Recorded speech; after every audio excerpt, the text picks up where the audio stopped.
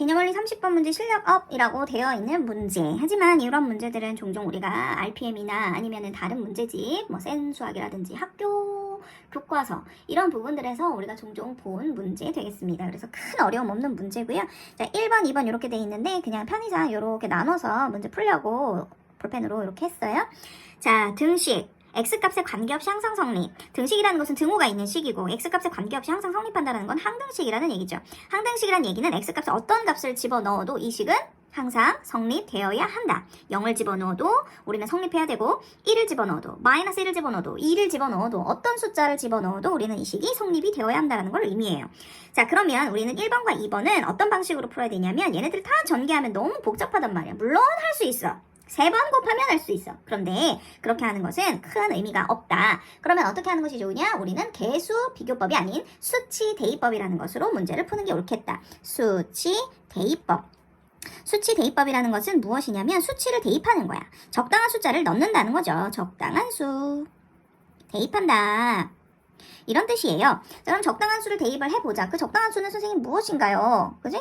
적당한 수는 과연 무엇인가요, 선생님?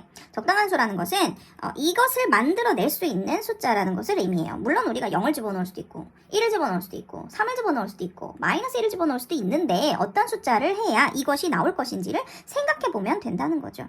자, 어떻게 하면 될까? 여기 있는 것들, 얘네들 중에서 여기 있는 개수와 상수 포함 개수만 남겨두려면 이 x들이 없어져야 되는데 0을 집어넣는다면 아예 몽창 없어지지.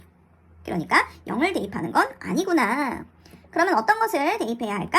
그렇지. x에다가 1을 대입해보자. x에다 1을 대입한다는 것은 좌변과 우변 모두에게 1을 대입한다는 뜻이에요. 자, 그래서 1을 대입해보면 3 더하기 2 빼기 4의 세제곱, 이게 바로 좌변이 되겠고 1을 대입하면 우리가 원하는 a0, a1, A2 이런 식으로 A6까지 구할 수 있게 되는 것이죠.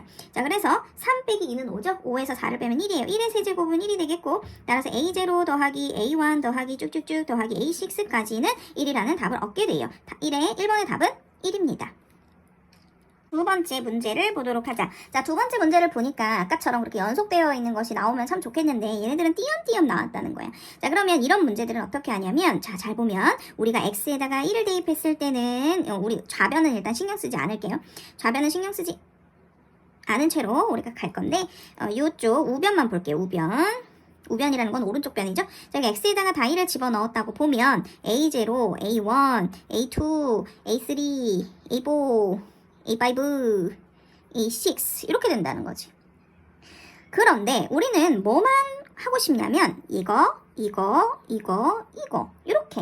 4개만 갖고 싶다는 거야. 그러면 얘네들을 없앨 수 있는 방법을 봐야 되는데 그것에 힌트가 되는 것은 바로 무엇이냐면 바로 x예요. A1에 붙어있는 x. 그러면 여기에는 A3에 붙어있는 x를 생각해보면 이렇게 됐겠지. 그죠? 자, 여기 보면은 1차고 3차라는 거야. 그러면 1차와 3차라는 것은 홀수 차수를 의미하죠. 자, 홀수 차수. 얘네들만 선택적으로 빼내려면요. 이것은 어떤 값을 대입해서 한 번에 얻을 수 있는 것은 아니고 우리가 몇 번의 연산을 해줘야 돼요. 자, 그래서 x 대신에 마이너스 1이라는 것을 한번 집어넣어 볼게요. 일단 우변만 보도록 하겠습니다. 그럼 여기다가는 없으니까 x가 없으니까 a0 그대로 빠지시고 여기다 마이너스 1을 대입한다면 마이너스 a1 이렇게 될 것이에요. 자, 얘는요 제곱이잖아. 마이너스 1을 제곱하면 플러스 1이 되겠죠? 그래서 이것도 변동사항이 없습니다. 자, 홀수 차수는요, 마이너스 1을 대입하면 세제곱 영향 받아서 마이너스로 빠지죠? 그래서 마이너스 A3. 그 다음에 짝수는 플러스, 홀수는 마이너스, 짝수는 다시 플러스. 이렇게 된다는 거예요. 자, 이런 상태에서 얘네 둘을 서로 빼볼게요. 그죠? 서로 빼보면 어떻게 되지? 얘네가 없어지네. 그죠? 그리고 마이너스는 여기에 영향을 받아 플러스가 돼서 오히려 홀수 쪽이 2배가 되는 상황이 되는 거죠. 따라서 이번엔 더하자. 더하면 얘네들은 2배가 되고요. 2배의 A0요. 이건 없어지죠. 확실히. 자, 요거는 좀 지울까요? 요렇게. 네. 자, 그 다음에 A2 역시 마찬가지로 더했기 때문에 살아요. 2개가 됐죠. 2A2 이렇게 되고요. 얘네들은 없어지고 여기도 마찬가지 2배의 A4 이것은 없어지고 요것도 마찬가지로 2배의 A6 이렇게 되고요. 자, 이제 우리 좌변 한번 해볼게요. 좌변은요 1을 대입했었죠. 여기다 1을 대입했었죠. 그래서 3 더하기 2 마이너스 4의 세제곱이 바로 x에다가 1을 대입한 거예요. 자, 그 다음에 x에다가 마이너스 1을 대입하면 어떻게 되죠? 마이너스 1을 대입할 거예요. 3 마이너스 2 여기 제곱이기 때문에 마이너스 1은 그대로 플러스 1로 처리가 돼서 마이너스 4 마이너스 4의 세제곱. 그러면 여기 1 마이너스 3 이렇게 되니까 마이너스 27이 되겠네요. 그죠? 이거를 대입했을 때는 옆에서 1이었어요. 그쵸? 자, 그런데 둘을 더한다 그랬죠? 그래서 1 더하기 마이너스 27이 좌변이 되고요. 우변은 바로 2배의 A0, A2, A4, A6가 되겠네요. 자, 여기는 마이너스 26, 2배의 A0, A2, A4, A6 되겠죠? 이렇게 없어져서 마이너스 13이 바로 답이 돼요. 이해가 되셨어요? 네, 이렇게 진행하시면 되겠습니다.